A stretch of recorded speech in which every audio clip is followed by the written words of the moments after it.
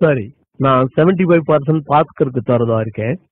அது போக 25% நாம 5 பேரும், அதாவது ஸ்ரீதர், கோபால், நான், தாமு பேபி பிரிச்சுக்க போறோம். ஆளுக்கு 5% கிடைக்கும். மணி, நீ எங்களை ஏமாத்த பாக்குற. 25% 5ஆ பறிச்சா ஒவ்வொருத்தருக்கும் 5% இல்ல 14% கிடைக்கும் இல்லையா? அதானே வரும். இல்ல இல்ல, கேளுப்பா, நான் உங்களை ஏமாத்த மாட்டேன், எப்பவுமே ஏமாத்த மாட்டேன். இரு நான் போட்டு காட்டுறேன்.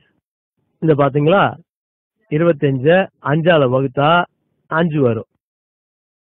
5 2ல போகாது. 5 25ல 5 தடவை வரும். புரிஞ்சுதா?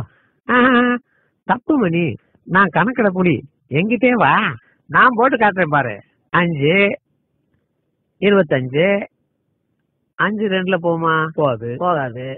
5 5ல ஒரு தடவை போகும். இப்ப 2 சும்மா இருக்கு, அத கீழே கொண்டு வந்துருவோம். 5ஆல 20 வகுத்தா 4. கணக்கு இப்படி போடணும். 25 5ஆல வகுத்தா 14. ஓ நோ, நான் உனக்கு புரிய வைக்கிறேன். இதோ பாரு,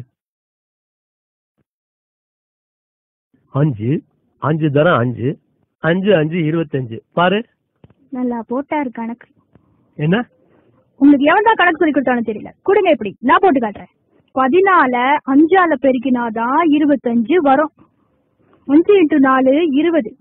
5 1ஆல இன்ட்டு பண்ணா 5, மொத்தம் 25. அவ்வளவுதான். இல்ல இங்க பாருமா, 5 14 நான் கூட்டி காட்டுறேன் பாரு, அப்ப புரியும் உனக்கு. 14 14 14 14 14. இப்ப கூட்டி பாரு, சரியா வரும். நீ சொல்றது தப்பு, நான் சொல்றதுதான் ரைட், நீயே ஒத்துக்கோ பாரு. 4 8 12 16 20 21 22 23 24 25.